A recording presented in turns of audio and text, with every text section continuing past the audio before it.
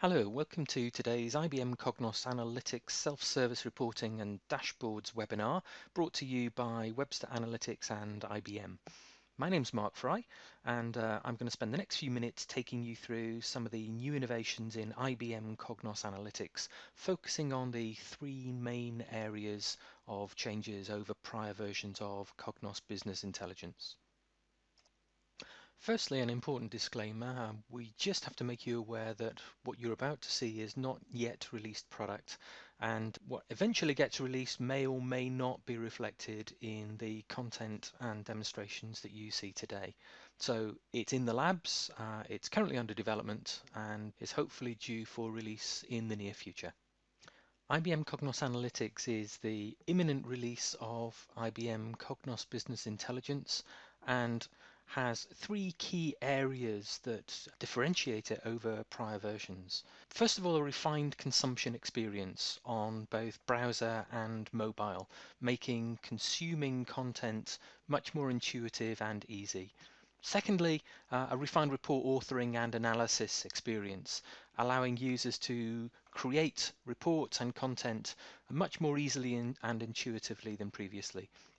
And thirdly, intent-driven modeling and the ability for users to upload their own data, mix it with enterprise data, and deploy data modules that they can then use in their own environment to create their own content. So it's a completely redesigned experience for end users, increasing productivity and making reporting more available to end business users. Let's now go into a demo of IBM Cognos Analytics. We're going to start by looking at consumption, then we're going to take a look at self-service dashboarding, and then intuitive report authoring, and the final piece today will be creation of data modules. This is the new user interface delivered through IBM Cognos Analytics.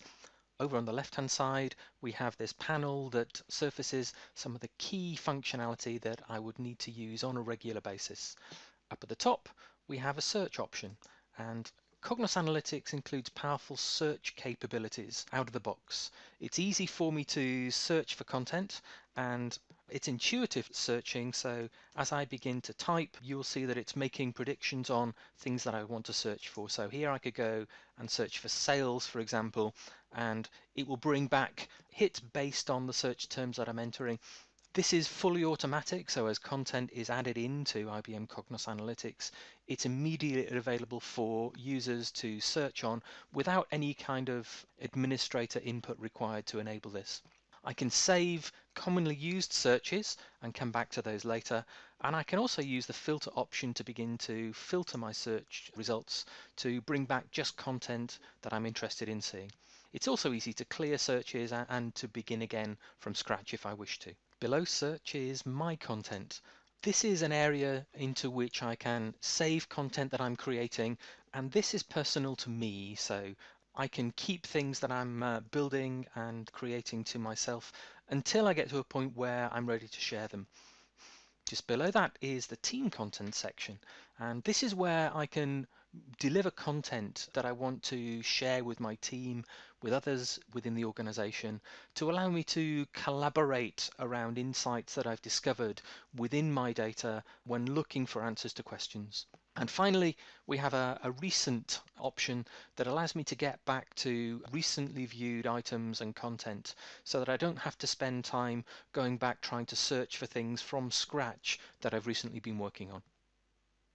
So let's navigate back to team content, and we can begin to browse content that's shared with us. So here we'll drill into Great Outdoors Company, and you can see that we're presented with this fold out menu structure as we begin to select items, making it easy for me as an end user to move around in this environment. So here we can go and select a report, in this case sales growth year over year. The three dots alongside that will allow me various actions such as seeing the properties, copying or moving it, editing it, running it, or I can simply click on that report to go away and run it. So here is my report, and you can see it's rendered live in my browser.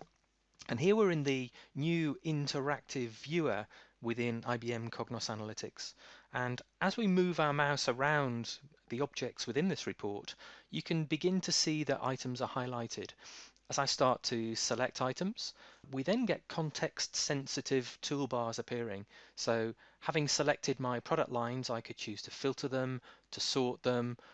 In this case, I'm going to choose to group these product lines within my report. And here within the viewer, without having to go and jump off into any kind of studio, I can begin to interact with the report and change the way it's displaying content to me. I might also want to augment the information within this report. And I can go and use the edit option by pressing this pencil icon at the top to move into a mode where I can begin to edit the contents of this particular report. So I can select the data option on the left hand side, and here I can see the underlying metadata that's driving the data coming into this report. And as I begin to expand the area of metadata I'm looking for, I can open up my sales fact area and I can add in the planned revenue from that into my report simply using drag and drop. So here we're seeing revenue and planned revenue within the report, and it's really easy for me to select these and to add my own calculations in. So here I'm going to add a percentage calculation between revenue and planned revenue, and just with a couple of clicks of my mouse you can see that we've added in this calculation.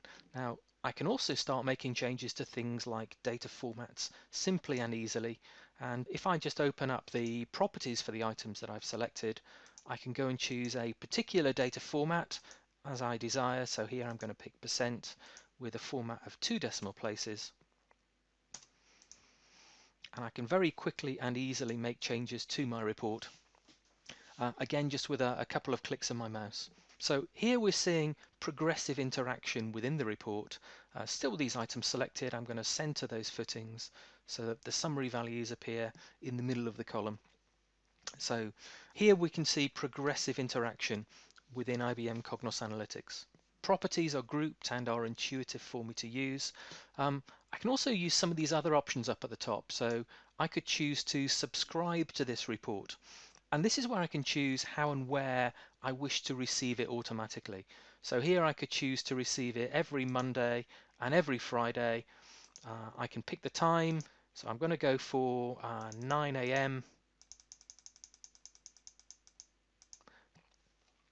Every Monday and Friday. And I can also select the formats that are delivered to me when this report gets run. So here I'm picking the option to deliver this to me on a Monday and a Friday at 9 a.m. in both HTML and PDF. And now I can click on Create to create that subscription. Now going back to this, I can also set this as home, so that if this is a report that I commonly need to see as my initial view when logging into IBM Cognos Analytics, it's easy for me to choose this as my home view coming in. So here we've been viewing and editing in live preview mode, seeing the data immediately displayed within our report. We can also switch to page design mode using the button at the top here, or to page structure mode. Page design mode is really giving me a view of the objects within the report and allows me to interact with them without having to go back to the underlying data source for every change made to retrieve the latest information. On the left now you can see some of the options have changed, and I can switch from my data view to a toolbox view. And within the toolbox I can again use powerful search capabilities and start to search for things within the toolbox that I might want to utilize within my report. So here, by entering a search term of C, I get easy access to things that begin with C, such as query calculations, crosstabs, charts, and so on. Selecting Navigate on the left-hand side allows me to navigate through the various parts of the report. Here we're seeing the report pages. If this report had multiple pages, I could navigate to them from here. Next along, I can get a view of the queries used within the report. I can select a query to see what is within that query, how that query is filtered, but also within that I can start to select the objects that belong to that query, and I can see easily at a glance which of my report objects are driven by which queries within the report. I also have the option to go and find and create variables for use in the report.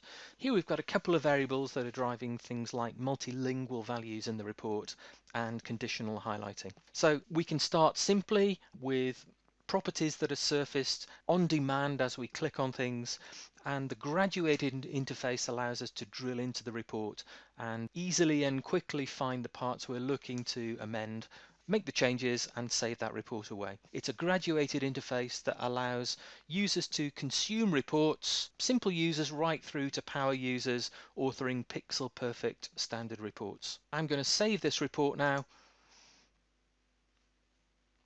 I'm going to save it into my personal area, and I'm going to call this Sales Growth Demo.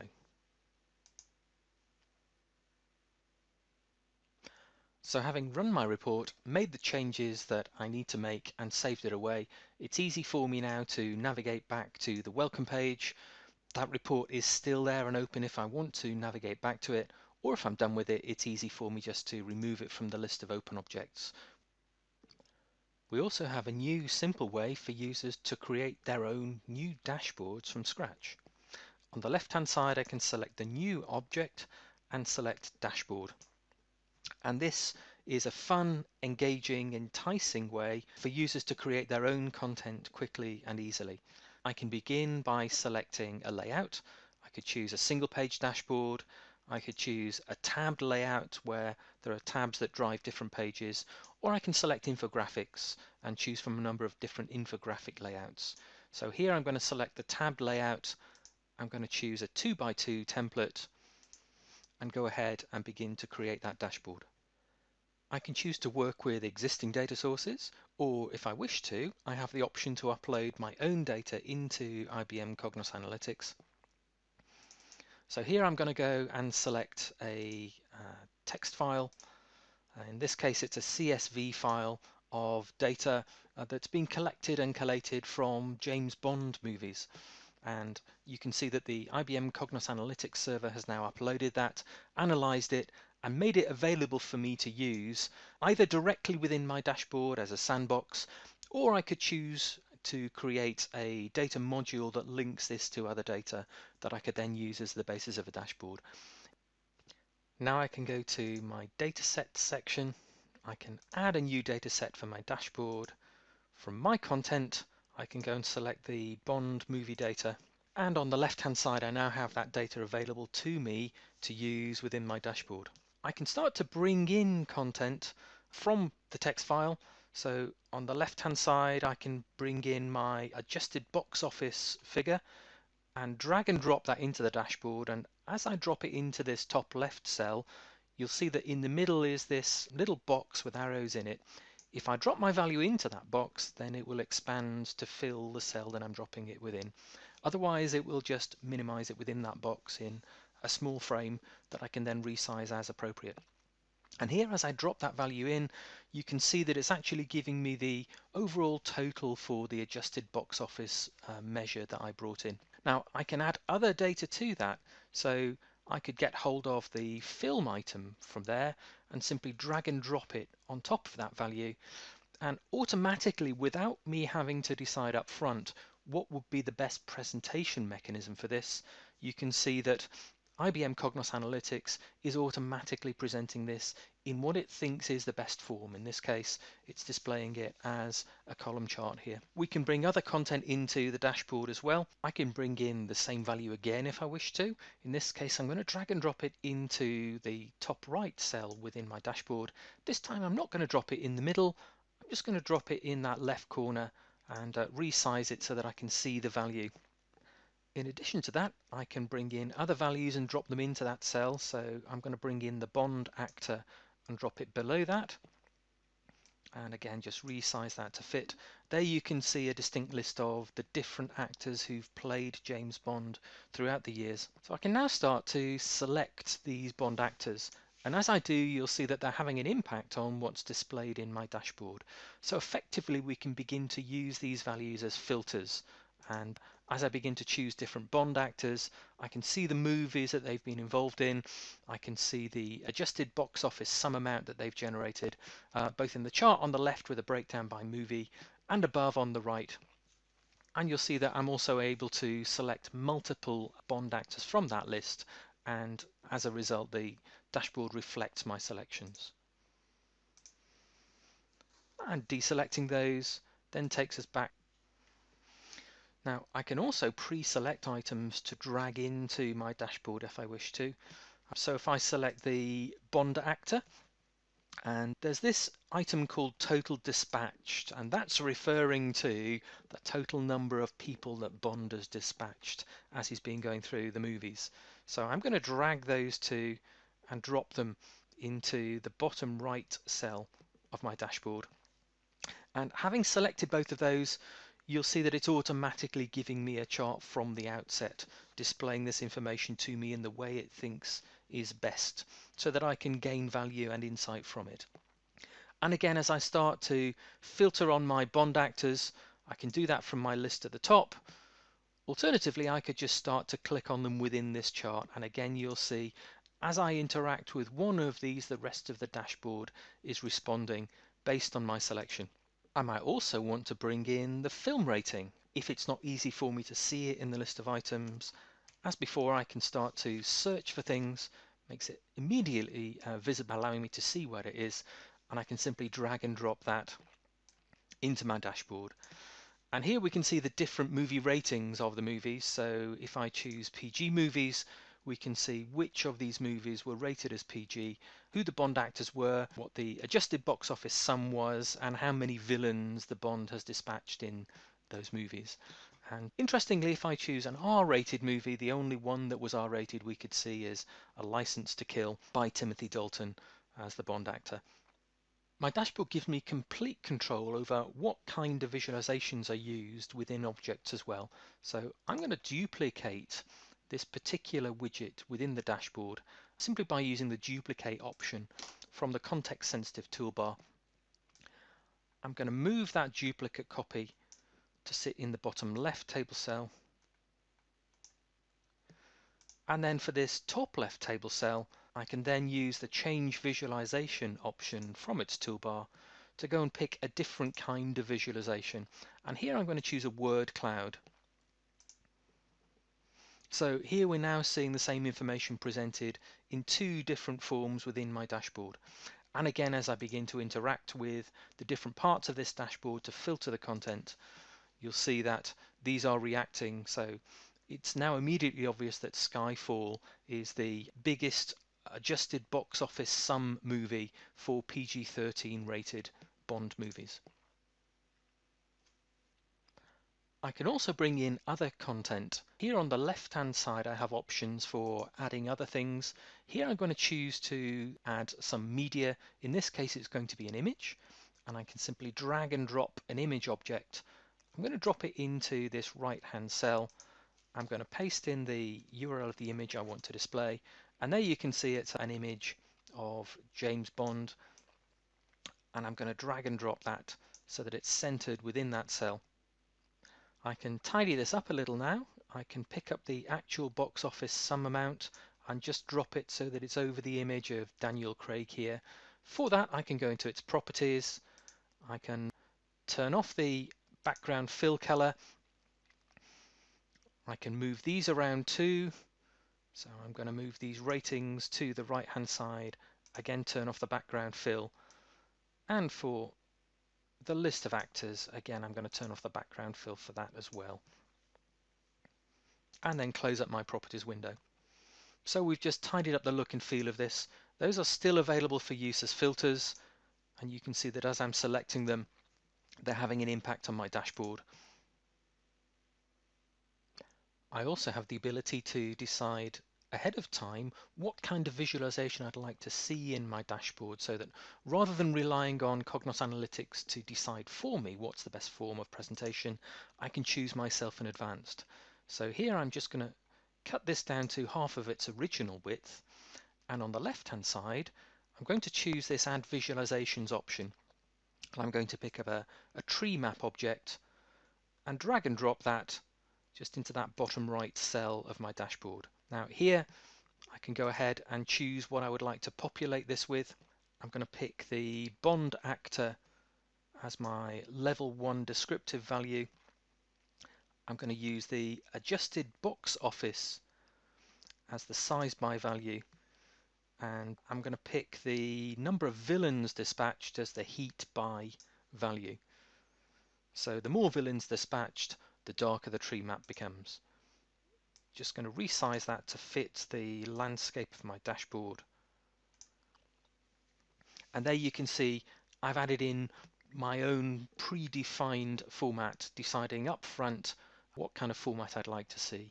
And as before, this is reacting to the different filters that I apply.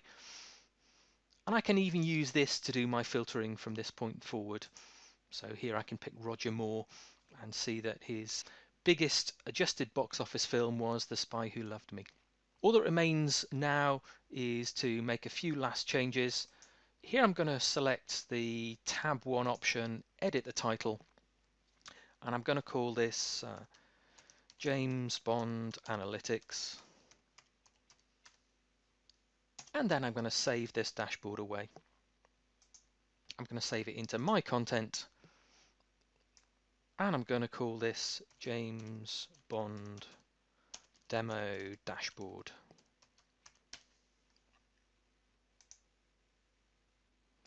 So, as a non-technical user, I have the ability to create my own dashboards from scratch in IBM Cognos Analytics, simply dragging and dropping items in, allowing Cognos Analytics to decide what's the best form of presentation for me, allowing parts of the dashboard to interact with other parts so that I can select items and see what impact they're having. And this can be based on data that I bring in myself and upload.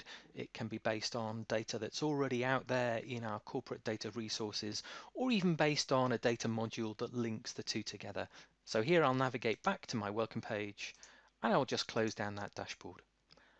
Next, we're going to spend a couple of minutes looking at the report authoring capabilities in IBM Cognos Analytics and how we've made it simple and intuitive to build new reports from scratch.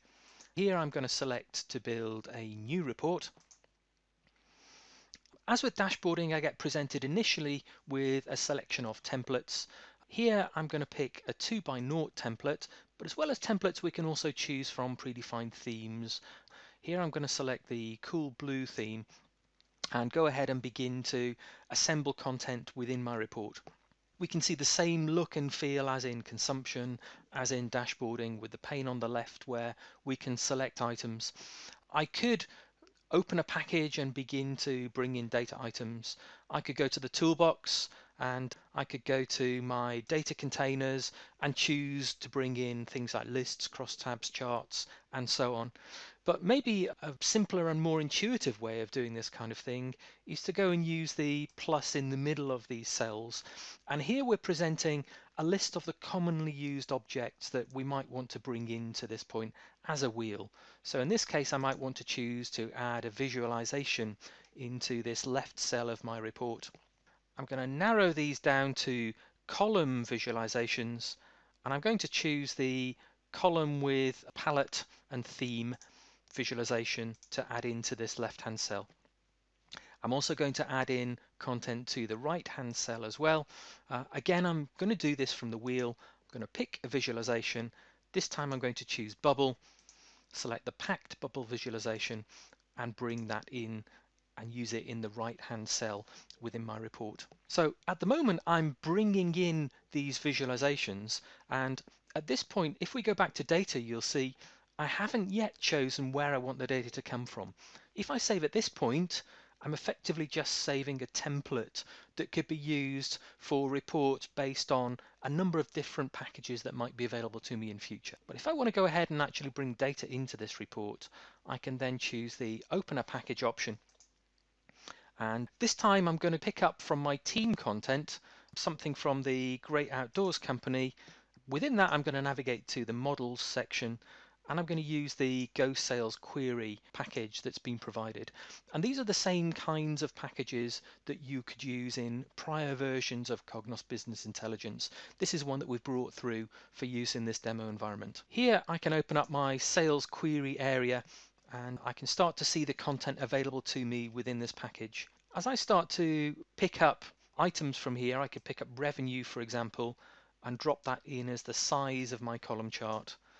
From the products area, I could bring in the product line and drop that into categories.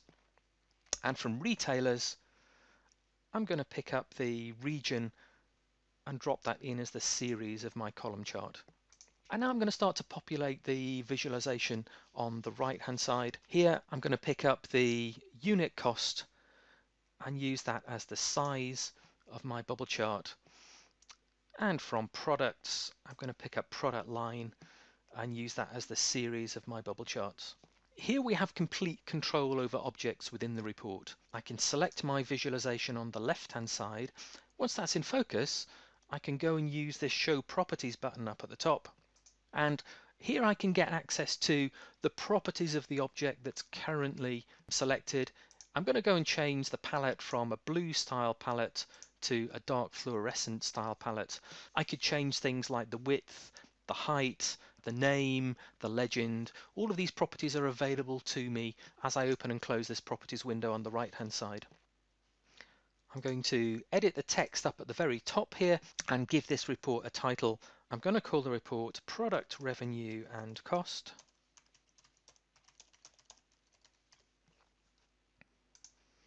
I'm going to select the cell that lives in, and from my little toolbar here I'm just going to choose to center that text. And for the text on the left hand side, this one is going to be my product revenue.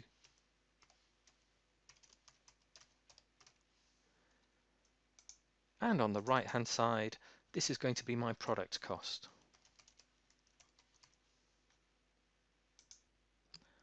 So it's very quick, easy and simple for me to create my own report from scratch. Let's go ahead and run this report now.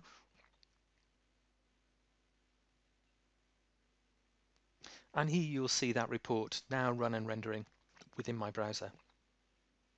So I'll close this view window now, which you can see opened up in a separate tab. I'm going to save this report and I'm going to call it Product Revenue and Cost Demo.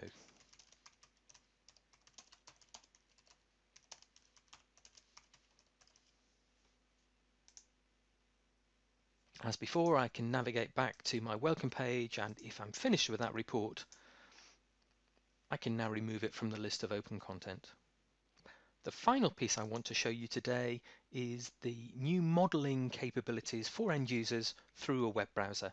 On the left hand side I can select New and select Data Module, and the first choice I have to make is where am I going to go first of all to find the data that I want to model here. The options I have are to use files that I've uploaded to the Cognos server. Data servers, these are the data sources that my Cognos Analytics server knows about and are defined typically by the administrator. Data modules, these are other data modules that may have been created that I can use to bring in metadata to the module that I'm about to create here.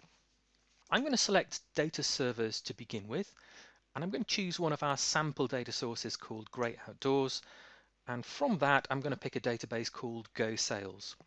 And when I select this down at the bottom, I then have the option to start the modeling process by pressing the Start button. On the left hand side we can now see the data source that I selected. If I expand it, you can see that that contains a collection of different tables, all of which contain data. If I wish to, I could start dragging these into the data modules section just to the right. However, the idea here is that we can use what's called intent-driven modeling, and I can begin to search for key terms that I want to include within my model and allow Cognos Analytics to figure out for me which parts of this data fit my modeling intent. I'm going to search for order and revenue,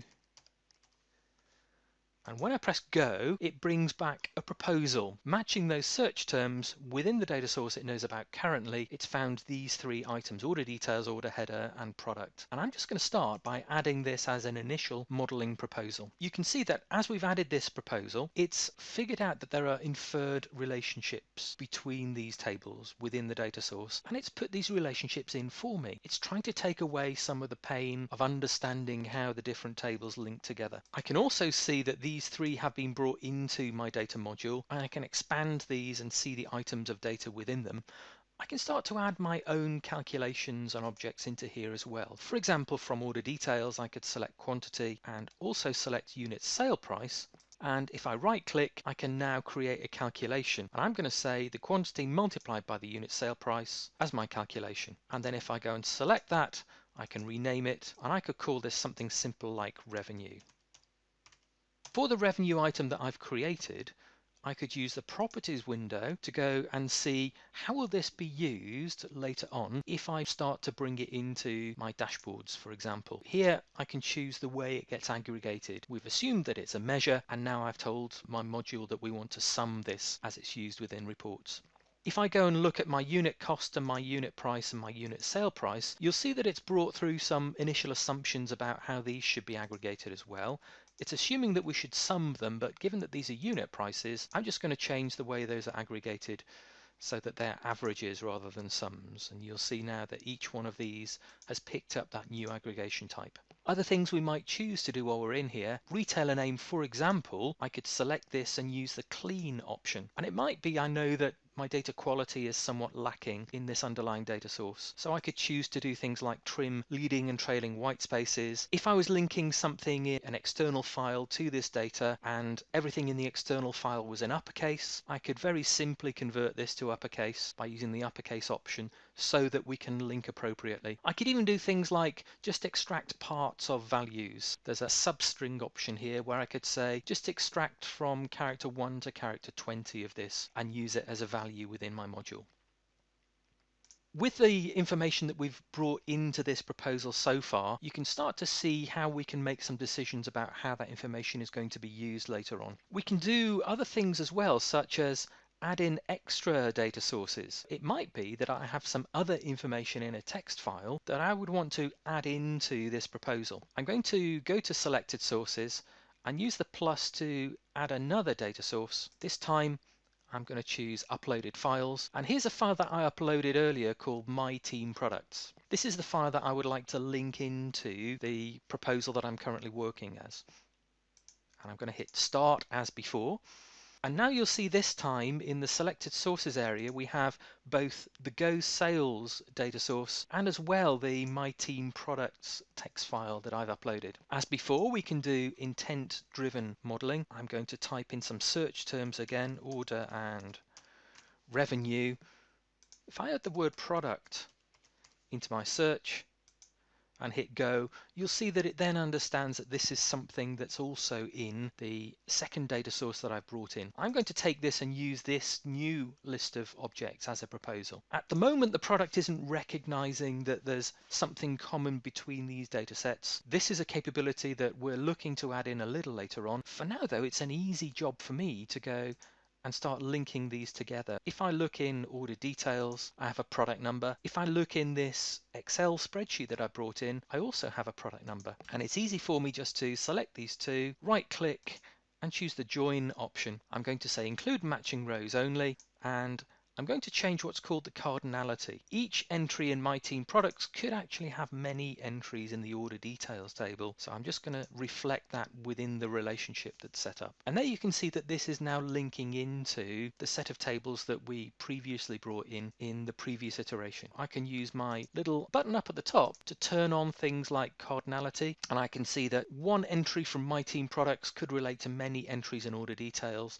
The same goes for products to order details and order header to order details. If I know that there are other items I need to bring in, I could start to select those and simply drag them in. Maybe I want to select everything that starts with product apart from product forecast. I can then pick those up and simply add them into my proposal. And as I do that, you'll see that it's added these things in.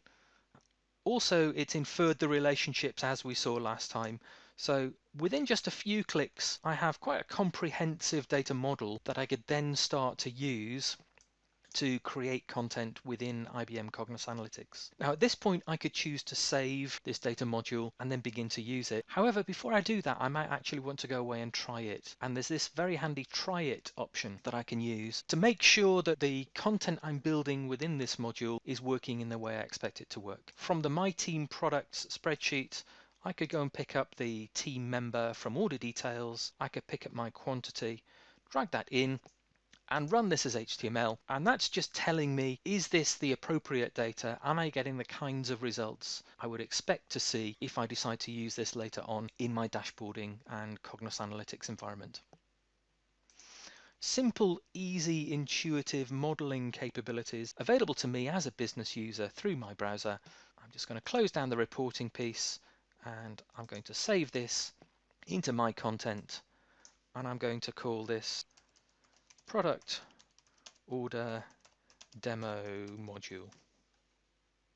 And that's now available for me to use elsewhere within IBM Cognos Analytics.